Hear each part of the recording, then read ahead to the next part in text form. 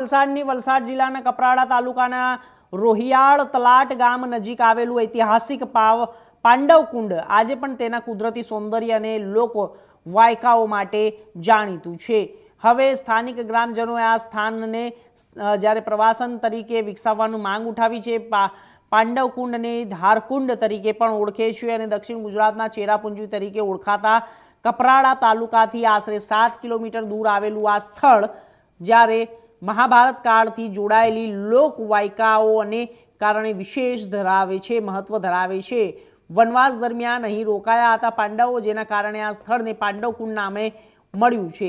वरसादनी ऋतुमां ज्यारे अने सुंदरतामां चार चांद लगावी दे छे। कुदरती नजाराओने कारणे અહીં મોટી સંખ્યામાં પ્રવાસીઓ આકર્ષાઈ શકે તેવી સંભાવનાઓ ગ્રામજનોની માંગ છે।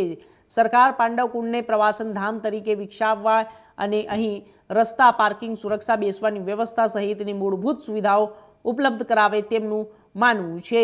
તેમનાથી જ્યારે વિસ્તારમાં દક્ષિણ ગુજરાત મહત્વનું પ્રવાસન કેન્દ્ર બની શકે છે અને સ્થાનિક લોકોને રોજગારીની નવી તકો પણ મળી શકે છે। શકો છે કે એક પ્રવાસન તરીકે એક વિકસાવવામાં આવ્યું છે આ રોહિયાળ તલાટ 5 પાંડવ કુંડ।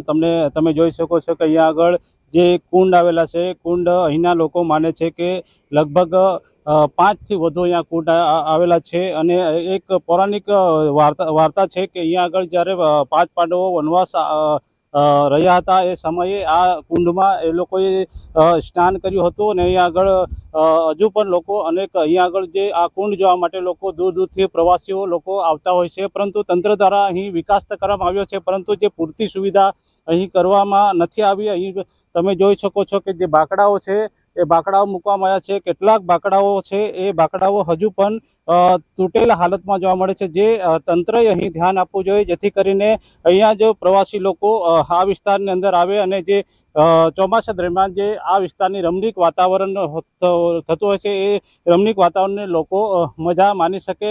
તંત્રએ થોડું ધ્યાન આપીને આ તરફ પણ વિકસાવવાની જરૂર છે। જો આ વિસ્તારને વિકસાવશે તો અહીંયા એક જોવાલાયક જે પ્રવાસીઓ છે એ લોકોને જોવાલાયક સ્થળ નવું સ્થળ જોવા મળી શકે અને અહીંના જે સ્થાનિક જે લોકો છે એક લોકોને રોજગાર પણ મળી શકે। જગદીશ બોંગે, ઇન્ડિયા ન્યૂઝ ગુજરાત, રોહિયાળ તલાટ ગામ, કપરાડા।